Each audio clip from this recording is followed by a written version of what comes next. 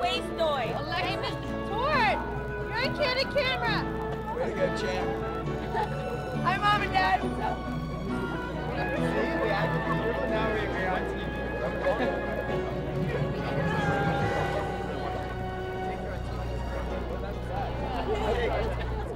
Okay, we all have make us famous, please. We all have jobs.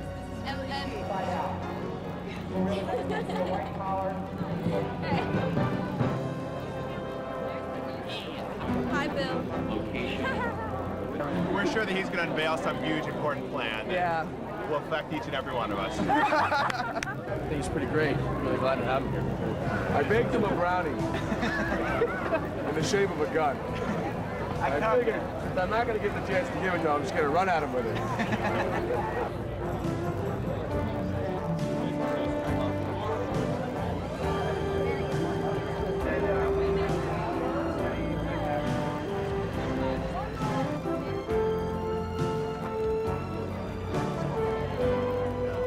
Please do not wear big pins.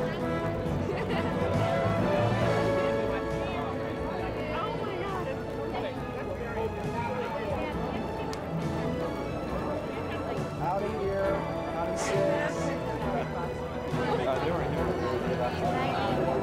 Pretty sad to leave these guys. Back on the door.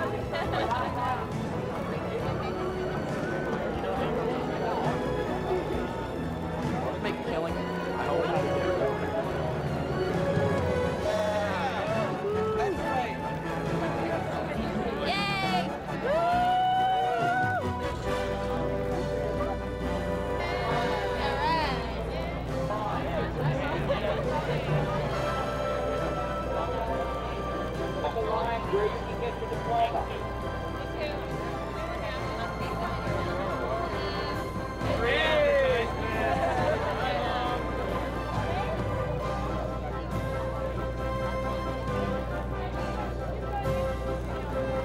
Yay!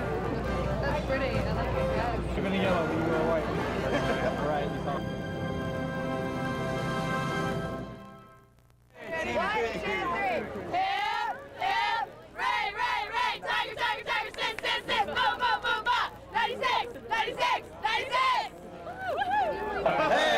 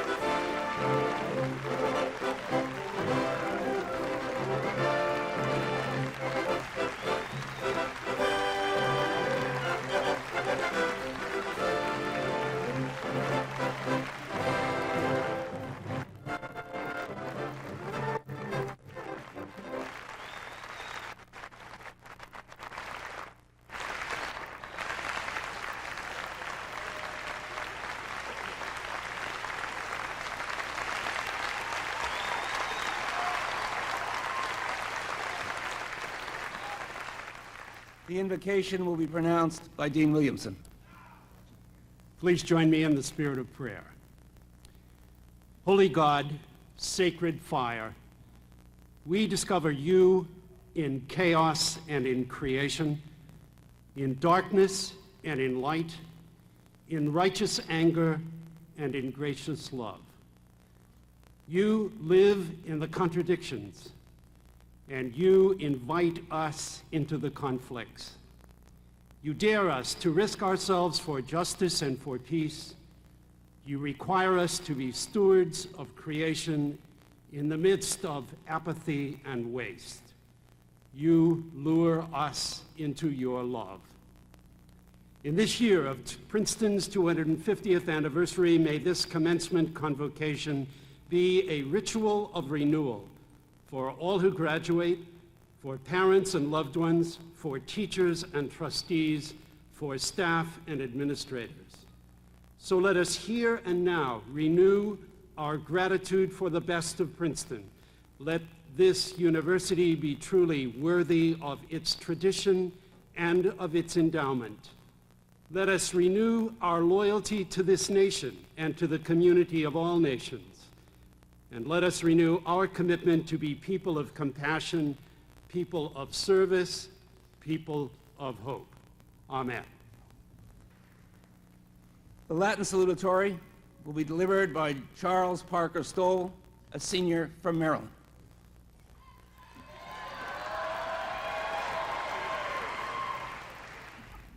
Ne me damnatus, amici, quod non potestis intelligere, sum enim campos mentis, et salutare vos Latina lingua aptissimum judico, cum prope primum, quod multi nostrum didicerunt, Dehis venerabilibus atriis hoc sit. Dei subnumine vigit, non significat Deus Princetoniae studuit. Sed si qui silorum cum quibus in hoc rostro sedeo dubitat, neque ieliae studuit Deus. Primum te saluto, praeses Clinton, gubernator magnae navis civitatis nostrae, dies est egregius, in quo lux et veritas denique ab ielensi visae sunt, qui elegit vernam Princetoniae auram inhalare, potius quam aliam auram.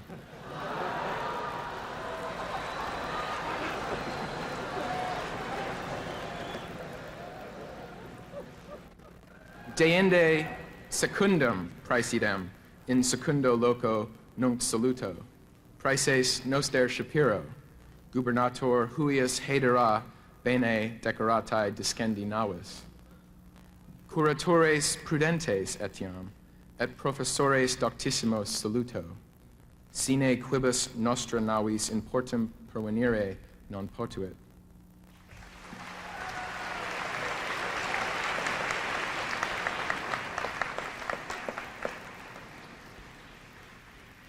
Salutemus nostros munificos parentes, qui non sperantes ut dicitur quid pro quo vecturam navigationi largiuntur. Parentes mei judicaverunt se pecuniam bene conlocare, cum cognovissent me grandiorem esse, quam Greco more in monte deserto exponerent.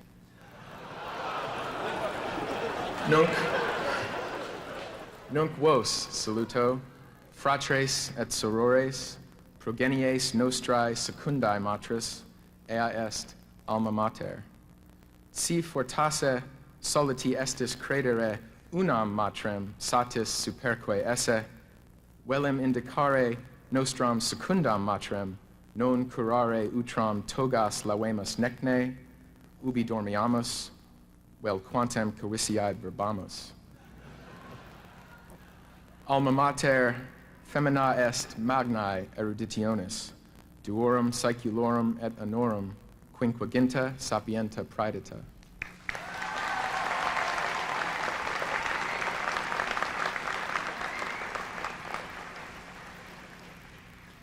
Iam magnum opus scripsimus, inquisitionis confecimus, et sicut Jerry Garcia, requiescat in pace, cantabat, nihil reliquum est, nisi ridere, ridere, ridere.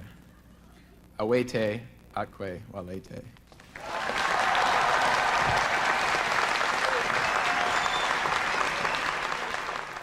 At this time, we recognize each undergraduate who has qualified for Princeton University's bachelor's degree. We begin with the candidates for the degree of Bachelor of Arts. First, I should like to invite the members of the following departments to stand: English, Art and Archaeology, the School of Architecture, and Music.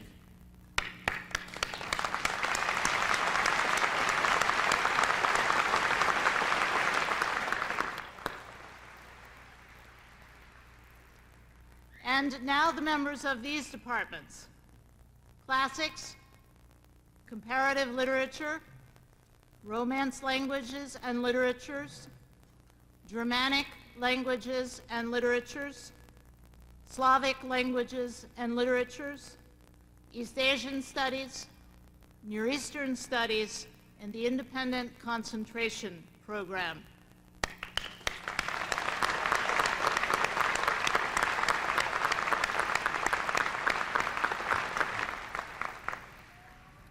We turn next to the departments of Philosophy, Religion, and History.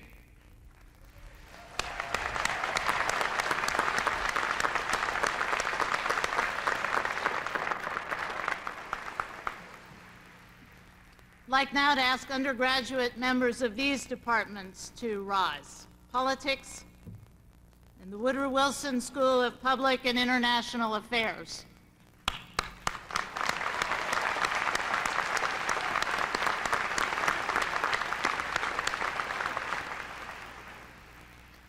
And now those in economics, sociology, and anthropology.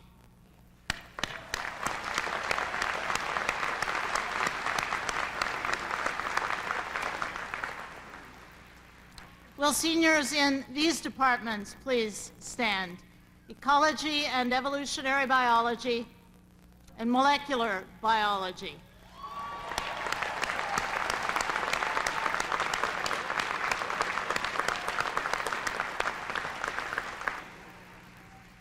And finally, I wish to introduce the seniors receiving Bachelor of Arts degrees in physics, mathematics, astrophysical sciences, computer science, chemistry, geological and geophysical sciences, and psychology.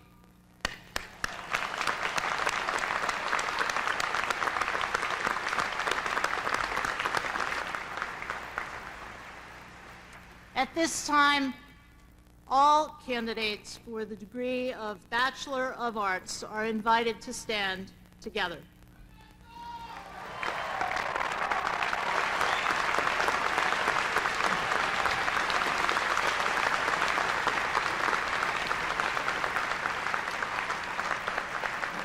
Mr. President, I have the honor to present to you and your fellow trustees the candidates standing before you and the other candidates duly certified to you who have completed the scholastic requirements for the degree of Bachelor of Arts.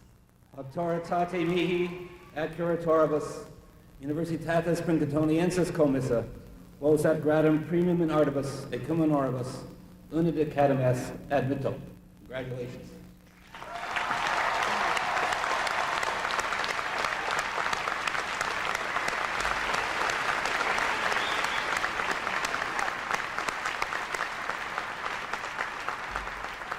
At this time, we recognize each undergraduate who is qualified for the degree of Bachelor of Science in Engineering. Candidates in the following departments to rise: Chemical Engineering, Civil Engineering and Operations Research, Computer Science, electrical engineering, and mechanical and aerospace engineering.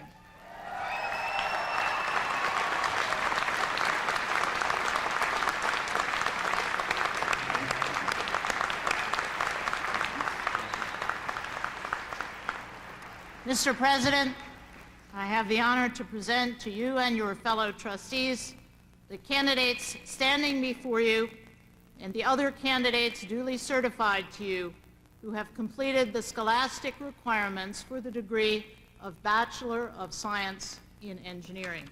Autoritate mihi et curatoribus Universitatis Princetonensis commissa, vos ad gradum primum inscientiis ignariis, et cum honoribus ut in academies admitto. Congratulations.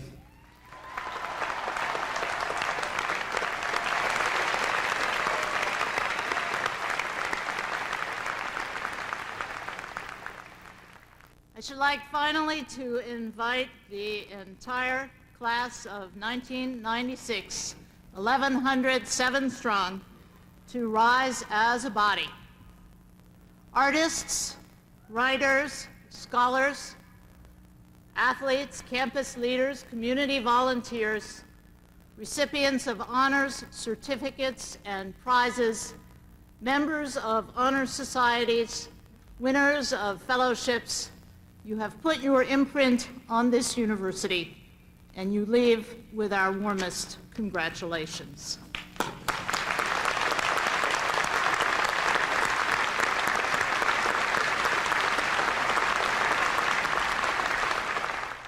The valedictory oration will be delivered by Brian Patrick Duff, a senior from Florida.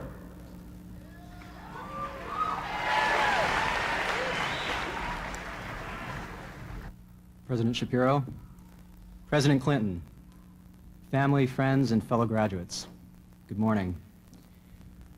When I graduated from high school, I was one among 18 seniors. And because my class was so small, I received a lot of personal attention from my teachers. And it was at my little high school that I first understood the concept of a mentor. And once I had a sense of what a mentor could do, I knew that Princeton was where I wanted to continue my education. Thanks to the precept system, and thanks also to independent work under faculty guidance, mentoring was built right into the Princeton system. And even if we weren't mentored by a professor or graduate student, we could turn to coaches, chaplains, or upper-class advisors. In my experience, what's so satisfying about being on the receiving end of mentoring is not the facts that you acquire. You can get those from books. The real payoff is that the mentor empowers you to acquire facts on your own. As the old saying goes, give someone a fish and you feed the person for a day, but teach someone how to fish and you feed the person for life. The mentors not only give you a model for how to fish, but they let you choose what to fish for. In other words, they don't impose personal agendas on you. Instead, they respect your ideas and help you discover their potential. For the protege, knowing that the mentor makes you a priority is a source of self-confidence and an impetus to push yourself beyond self-imposed limits. But the benefits don't just flow from mentor to student. As some of you may have found while tutoring, a mentor can gain new slants on old issues. The close give and take with the student means that the student's unique experience and perspective gets expressed.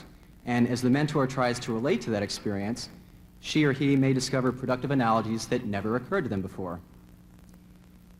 Along with this intellectual benefit come more personal rewards. Just as parents take pride in their children, mentors take pride in their students.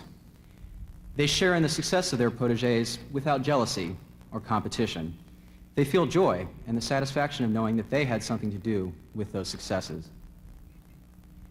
It's tempting to try to step back from the mentoring issue and make a more far-reaching point, but I realize that on a day like this, a sweeping theme might dissipate like a mist, refreshing for a moment or two, but soon gone. My point is specific, and I hope modest enough that you can stick it in your pocket and take it home with you. In the next few years, and for the rest of our lives, we will have the chance to mentor people, students, players, people in our offices, and children in our families and communities. Teaching them how to fish, instead of just handing them the fish, will take patience and commitment. Mentoring is a big investment, and I've only had time to scratch the surface of what both parties gain from it. But mentoring is a deep and satisfying relationship, and we have the rest of our lives to explore it. Goodbye and good luck.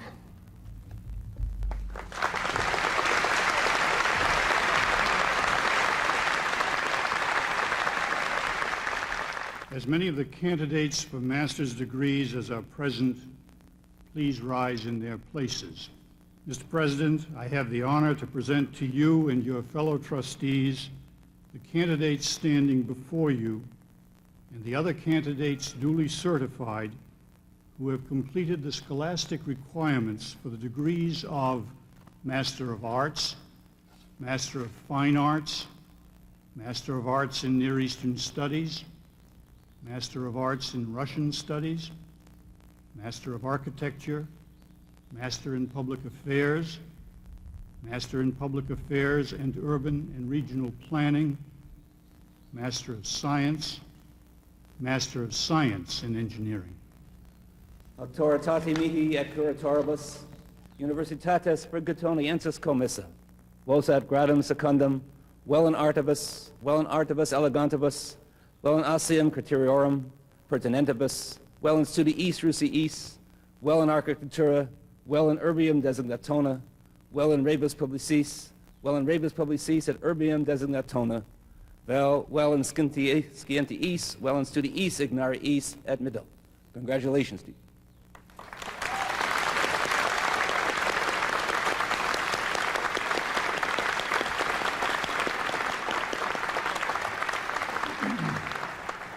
The tradition of U.S. presidents participating in major Princeton commencements and convocations dates back to before there were U.S. presidents. Let me explain.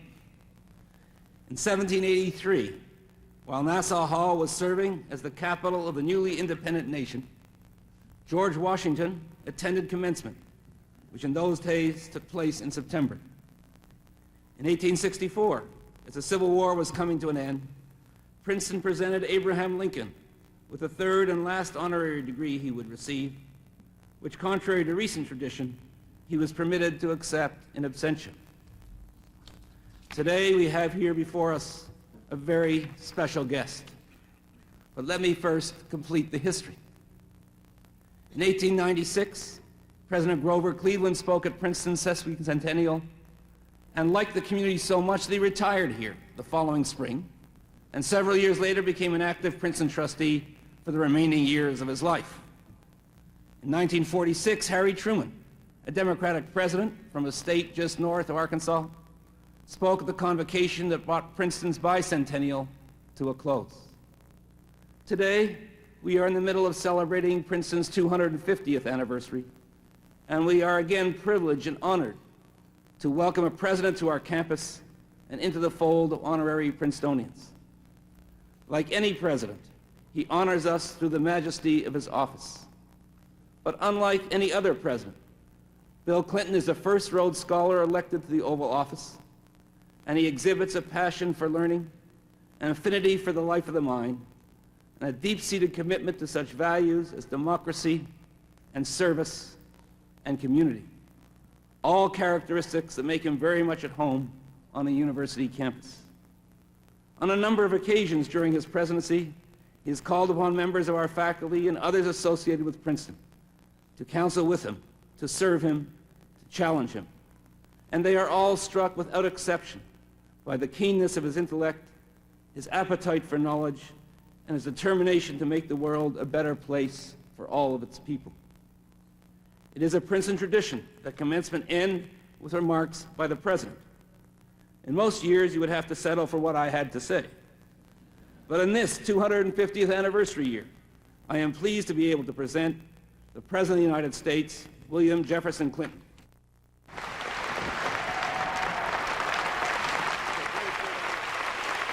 President Shapiro, members of the faculty, alumni, the parents and friends of this graduating class, especially to the graduates of the class of 1996, let me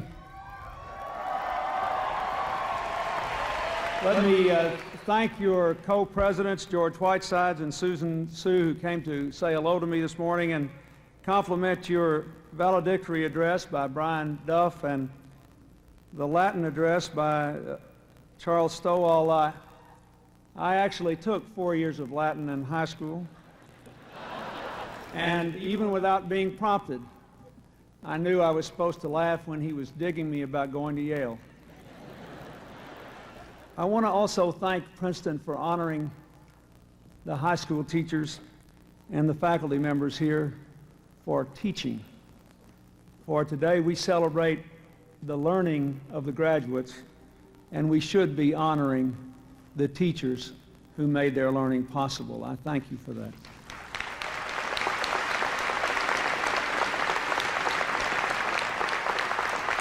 It's a great honor to be here and celebrating Princeton's 250 years. I understand that presidents are only invited to speak here once every 50 years. President Truman and President Cleveland, you got to say one thing: for all the troubles the Democrats have had in the 20th century, we've had pretty good timing when it comes to Princeton over the last 100 years. And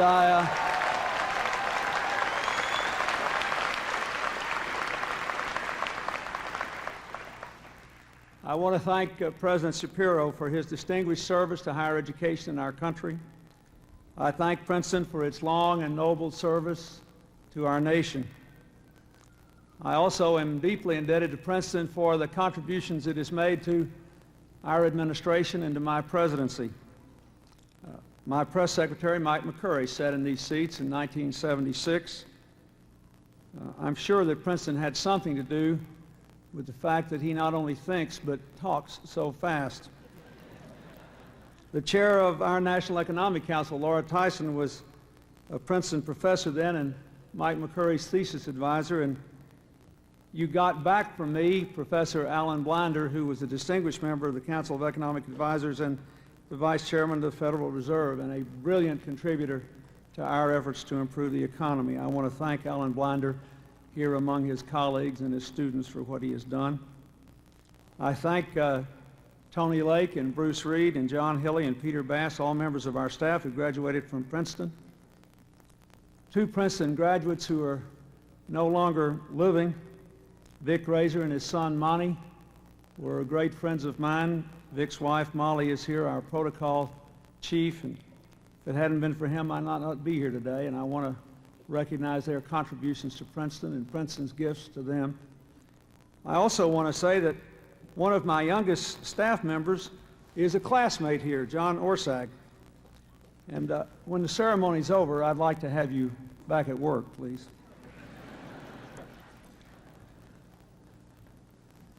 I would like to talk to the senior class today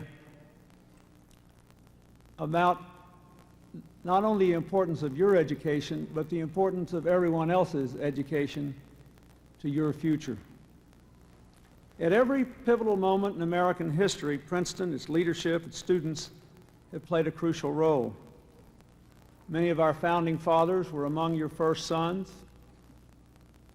A president of Princeton was the only university president to sign the Declaration of Independence. This hall was occupied by the British in 1776, liberated by Washington's army in 1777, and as the president said, sanctified forever to American history by the deliberations of the Continental Congress in 1783. 1896, the last time there was a class of 96, when Princeton celebrated its 150th anniversary, and as has been said, Grover Cleveland was president, Professor Woodrow Wilson gave his very famous speech, Princeton in the Nation's Service. I read that speech before I came here today, and I'd like to read just a brief quote from it. Today we must stand as those who would count their force for the future. Those who made Princeton are dead. Those who shall keep it and better it still live. They are even ourselves. What he said about Princeton 100 years ago applied then to America and applies to America even more today. At the time of that speech 100 years ago, America was living, as it is living today, through a period of enormous change. The industrial age brought incredible new opportunities and great new challenges to our people. Princeton, through Wilson and his contemporaries, was at the center of efforts to master these powerful forces of change in a way that would enable all Americans to benefit from them and protect our time-honored values. Less than 3 years after he left this campus, Woodrow Wilson became President of the United States. He followed Theodore Roosevelt as the leader of America's response to that time of change. We now know it as the Progressive Era. Today, on the edge of a new century, all of you, our class of '96, are living through another time of great change, standing on the threshold of a new progressive era. Powerful forces are changing forever our jobs, our neighborhoods, the institutions which shape our lives. For many Americans, this is a time of enormous opportunity, but for others, it's a time of profound insecurity. They wonder whether their old skills and their enduring values will be enough to keep up with the challenges of this new age. In 1996, like 1896, we really do stand at the dawn of a profoundly new era. I have called it the age of possibility. Because of the revolution in information and technology and market capitalism sweeping the globe, a world no longer divided by the Cold War. Just consider this. There's more computer power in a Ford Taurus every one of you can buy and drive to the supermarket than there was in Apollo 11 when Neil Armstrong took it to the moon. Nobody who wasn't a high-energy physicist had even heard of the World Wide Web when I became president, and now even my cat Socks has his own page. By the time a child born today is old enough to read, over 100 million people will be on the internet. This age of possibility means that more Americans than ever before will be able to live out their dreams. Indeed, for all of you in the class of '96, this age of possibility is actually an age of high probability, in large measure because of the excellent education you celebrate today. But we know that not all Americans see the future that way. We know that about half of our people in this increasingly global economy are working harder and harder without making any more money, that about half of the people who lose their jobs today don't ever find another job doing as well as they were doing in their previous one. We know that, therefore, our mission today must be to ensure that all of our people have the opportunity to live out their dreams in a nation that remains the world's strongest force for peace and freedom, for prosperity, for our commitment that we can respect our diversity and still find unity. This is about more than money. Opportunity is what defines this country. For 220 years, the idea of opportunity for all and the freedom to seize it have literally been the defining elements of America. They were always ideals, never perfectly realized, but always our history has been a steady march of striving to live up to them. Having these ideals achievable, imaginable for all, is an important part of maintaining our sense of democracy and our ability to forge an American community with such disparate elements of race and religion and ethnicity across so many borders that could so easily divide this country. And so I say to you, creating opportunity for all, the opportunity that everyone has, that many of you are now exercising, dreaming about your future, that is what you must do in order to make sure that this age of possibility is really that for all Americans. I know that here at the reunion weekend, the class of '46 has celebrated its 50th reunion, and I want to just mention them one more time. Many members of the class of '46 fought in the Second World War. And they came home and laid down their arms and took up the responsibility of the future with the help of the GI Bill. That's when our nation did its part, simply by giving them the opportunity to make the most of their own lives. And in doing that, they made America's most golden years. The ultimate lesson of the class of 1946 will also apply to the class of 1996 in the 21st century. Because of the education you have, if America does well, you will do very well. If America is a good country to live in, you will be able to build a very good life. So I ask you never to be satisfied with an age of probability for only the sons and daughters of Princeton. You could go your own way in a society that, after all, seems so often to be coming apart instead of coming together. You will, of course, have the ability to succeed in a global economy, even if you have to secede from those Americans trapped in the old economy. But you should not walk away from our common purpose. Again, I will say this is about far more than economics and money.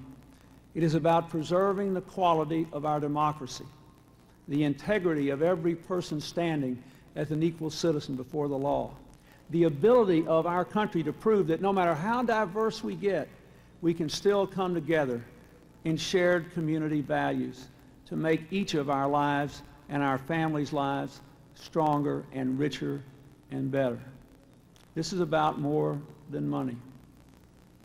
The older I get and the more I become aware that I have more yesterdays than tomorrows, the more I think that in our final hours, which all of us have to face, very rarely will we say, gosh, I wish I'd spent more time at the office, or if only I'd made just a little more money. But we will think about the dreams we lived out, the wonders we knew, when we were most fully alive. This is about giving every single solitary soul in this country the chance to be most fully alive. And if we do that, those of you who have this brilliant education, who have been gifted by God with great minds and strong bodies and hearts, you will do very well, and you will be very happy. In 1914, Woodrow Wilson wrote, as president, "The future is clear and bright with the promise of the best things. We are all in the same boat. We shall advance and advance together with a new spirit." I wish you well, and I pray that you will advance and advance together with a new spirit. God bless you, and God bless America.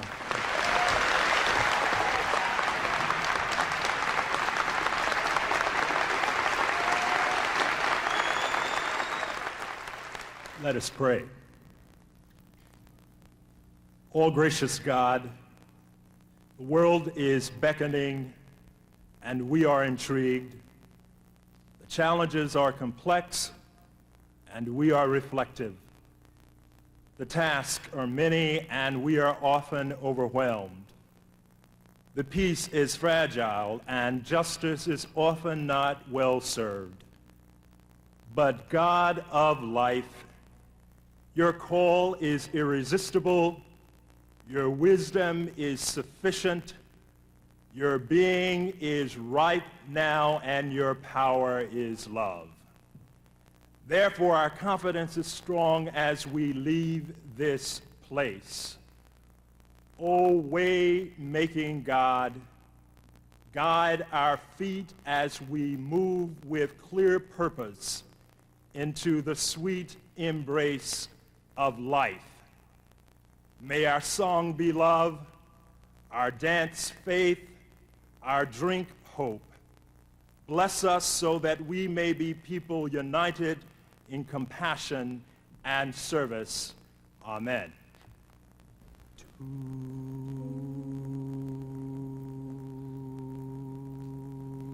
Every heart and every voice, bid every care withdraw. Let all world rejoice in praise of old Nassau. In praise of old Nassau we sing hurrah, hurrah, hurrah. Our hearts will give while we shall live. Three cheers for old Nassau.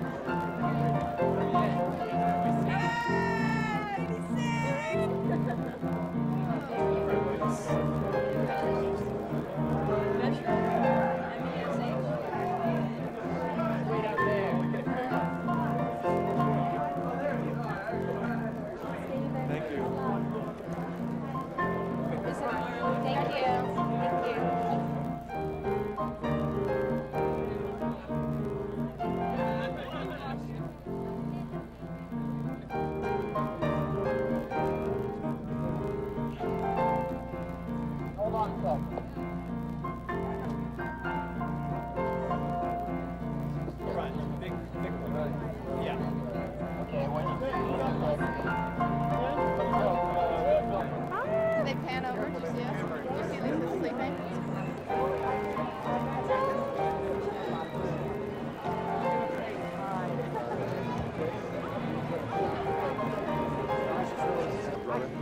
Stop, buddy. Just follow the noise. Really? It's 25.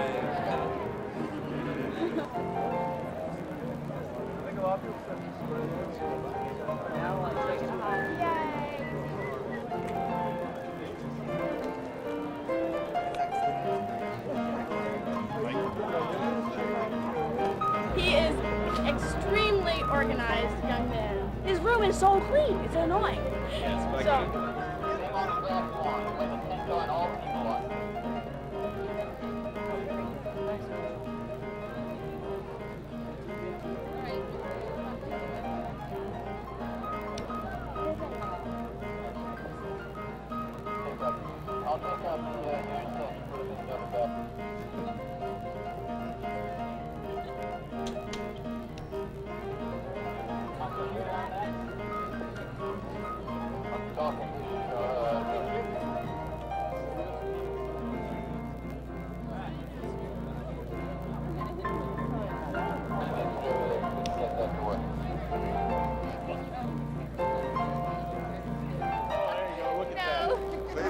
Say something. Say something. Say good luck, everyone. Good luck, everybody. Thanks.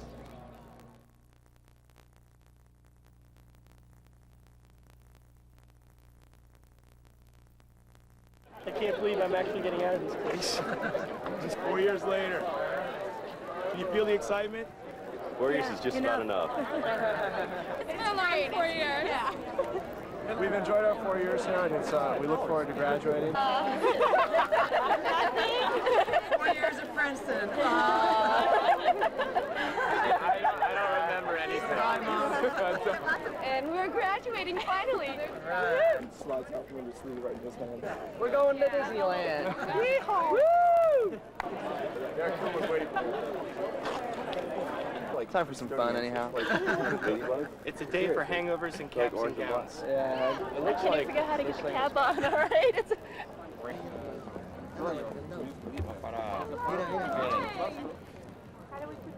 I don't know, like this, with the tassel, like... Hi, there's someone filming us. Hi.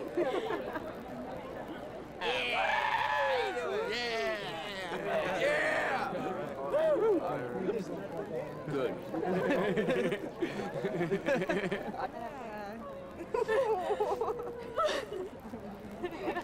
Hey, Mom. Cheers. Since freshman year, we've known each other. That's right. Go slot lit. Go slot lit. That's it.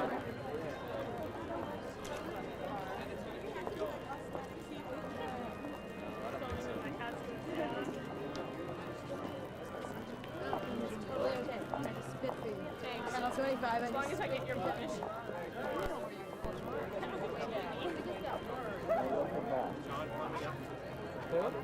Isn't that nice? You would stuck with us? I would just repeat. No, I think they're with their friends.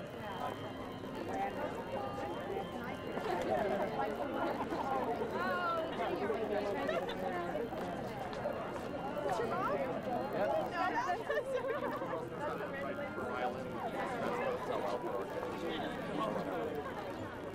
We're different inside. Not much.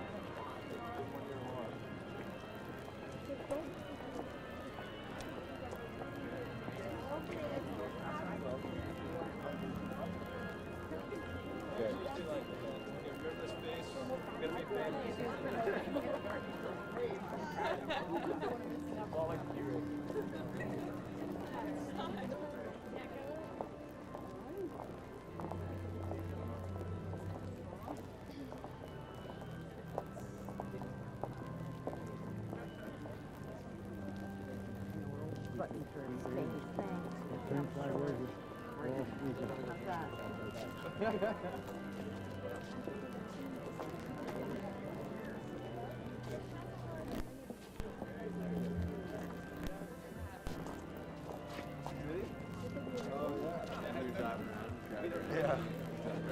It must have. I don't remember.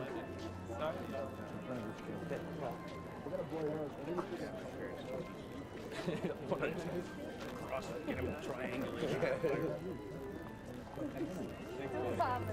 another plug. you're in the way. You were here. How do you do that? I don't want the back of your head. And you're in front of this camera now. You're gonna have to scoot down, sir. We're doing university filming.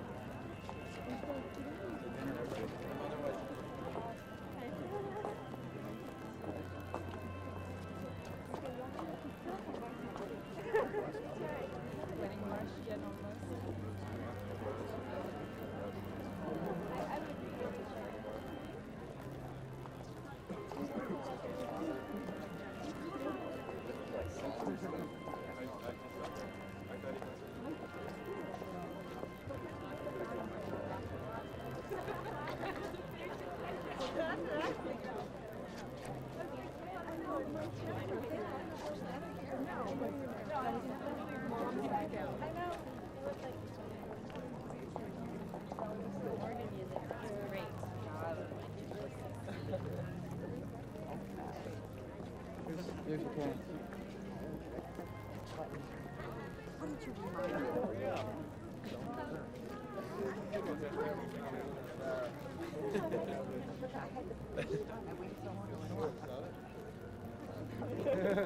I feel taller.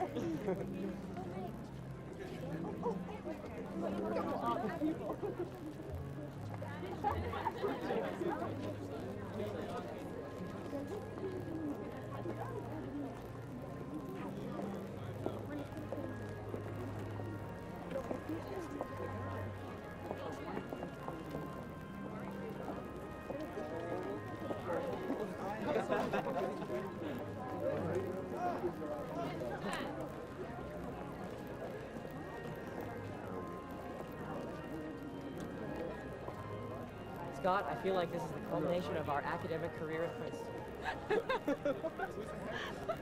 Oh, there's my thought. What?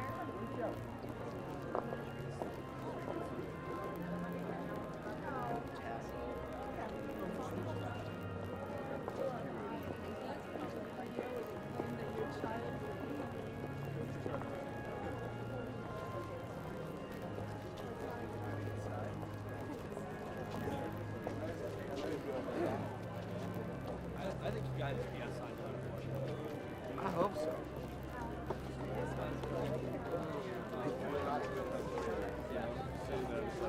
He doesn't care. I mean, he loves it. Hi,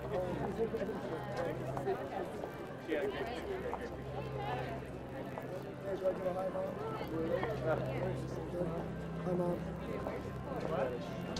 He's like fighting. Not fighting. He's just like wanting me to run. It just hurts. I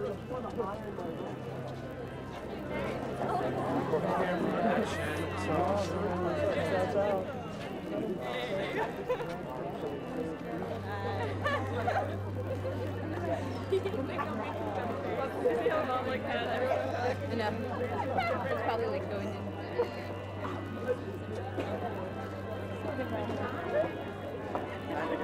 There you go.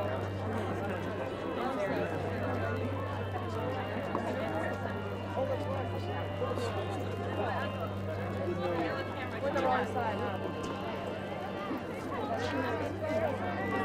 Black hair is tall and it's right in front of us. Ma'am, where's my iPhone?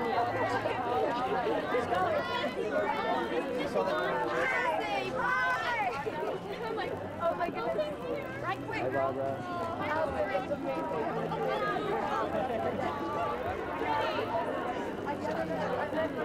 Because I was talking to your mom and he gave They me want a that down. simulcast ticket? Linda! Yes. I was like,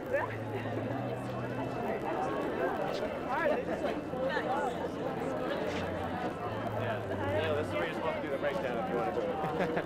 I was definitely thinking about it. Crossed my mind. Oh my god, Dad.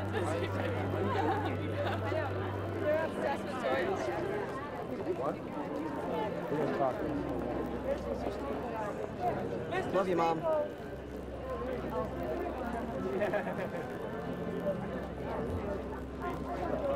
Make one of your famous Brunkworth faces from there. I did. Very excited for it. I love that. So you eat that up.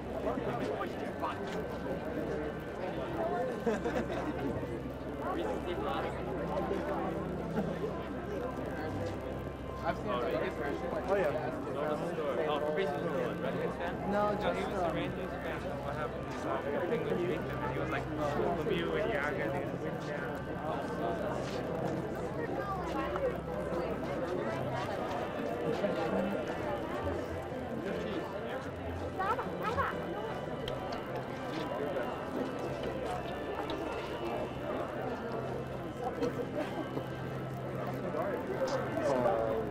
What a group on that young man.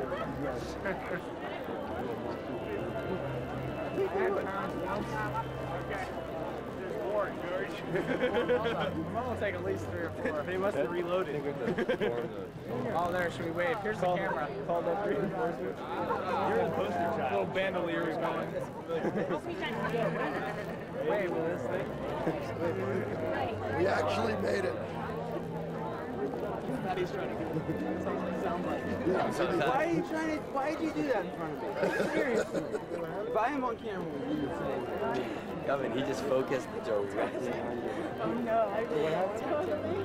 I know, I was like, no, I'll let that one pass. I like the talk. Wait, is this something? Yeah.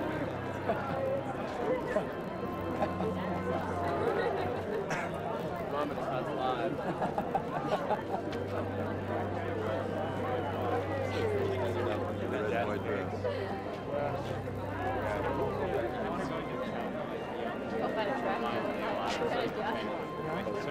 Part of his personality is young, but part of his like,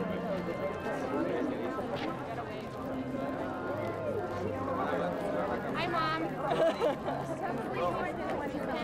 And Dad. How come everyone always says hi, Mom, and not hi, Dad?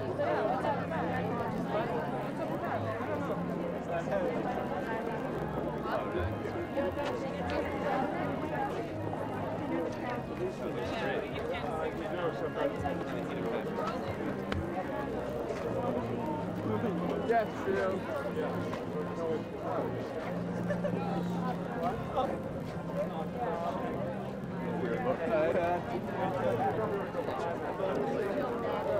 This is the Slav lit bakery having a candidate. Okay, nice. That's always good for the average. We'll drop at least 50 people by Tuesday.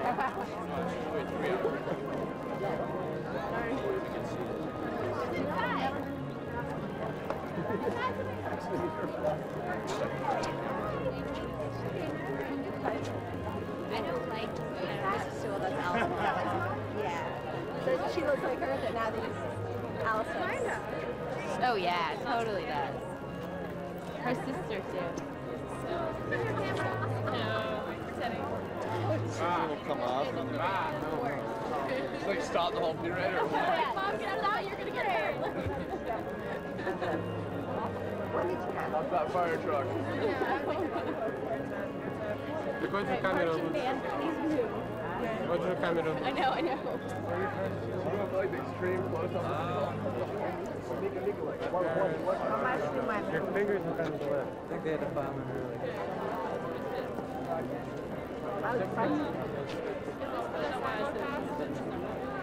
There they are.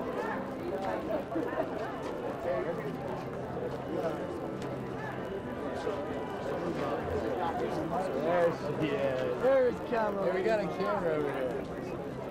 Let's take a picture of this hat.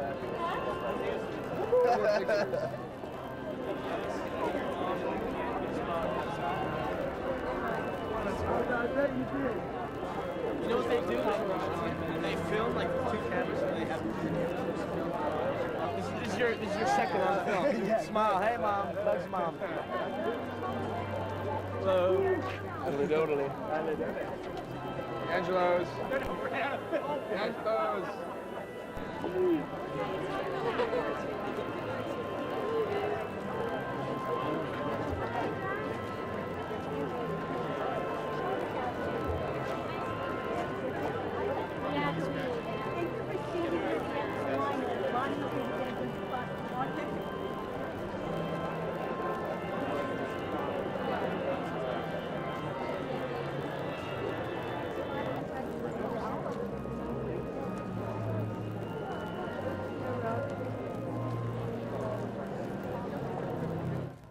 Our hearts fill up with wonder on this special day.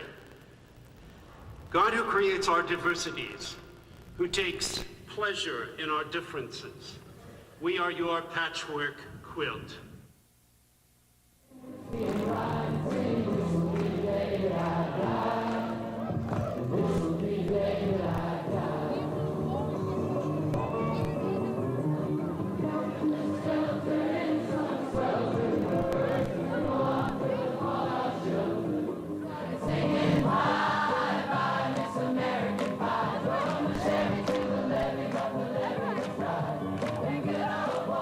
Singing this will be the day that I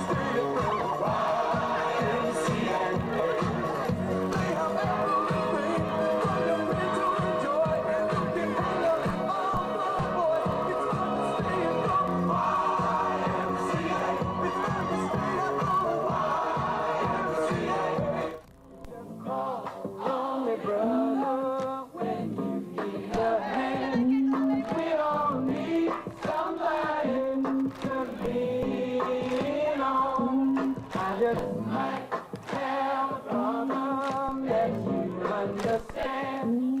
We all need somebody to lean on. Lean on me when you're not strong, and I'll be your friend. I'll help you carry on, for it won't be long till I'm gone.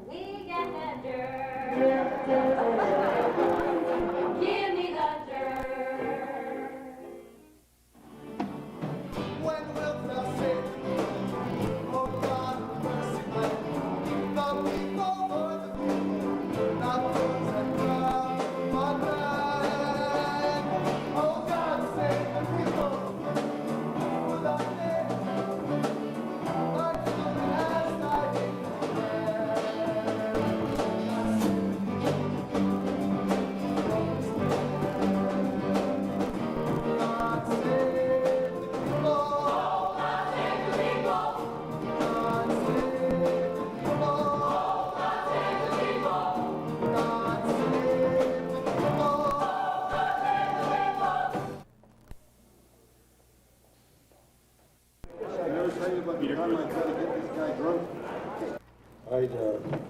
think somebody ought to sit down, but you can't.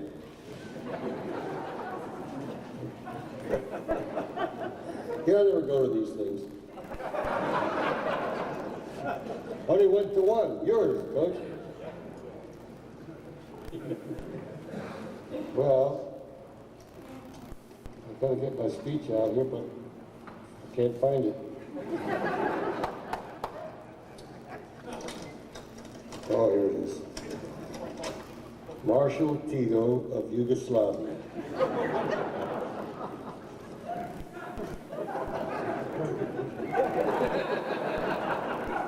Well, I want to start off by saying this, that we have at Princeton University right now, I can't believe that you could have a more competent group of coaches anywhere. It's unbelievable the success they've had this year. And they're all so good.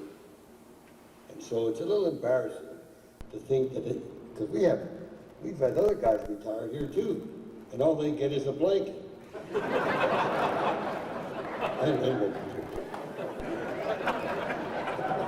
And they've been doing a great job here.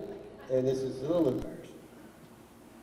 But I want to read something to you because I noticed you've been here long, and it's a little poem called If You Are Unhappy. Once upon a time, there was a non-conforming sparrow who decided not to fly south for the winter. However, the weather turned so cold that he reluctantly started to fly south. In a short time, the ice began to form on his wings, and he fell to earth in a barnyard, almost frozen. A cow passed by and crapped on the little sparrow. The sparrow thought it was the end, but the manure warmed him and defrosted his wings. Warm and happy and able to breathe, he started to sing. Just then a large cat came by and, hearing the chirping, investigated the sounds. The cat cleared away the manure, found the chirping bird, and promptly ate him. Now the moral of the story: 1, everyone who craps on you is not necessarily your enemy. Number 2, everyone who gets you out of the crap is not necessarily your friend.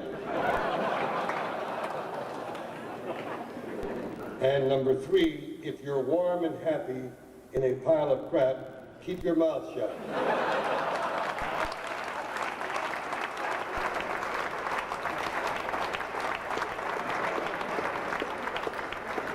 Now, we go to so many tournaments, you know, and you have to try to be funny, and I don't know if I'm good at it or not. I don't care either way.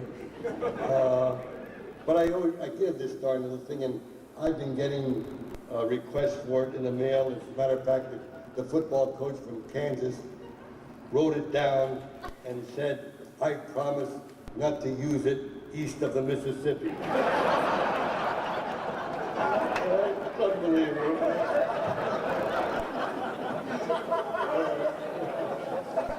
So I know, Billy, you're going to get stuck for something to say in all the tournaments next year. So I'm retiring this before I do.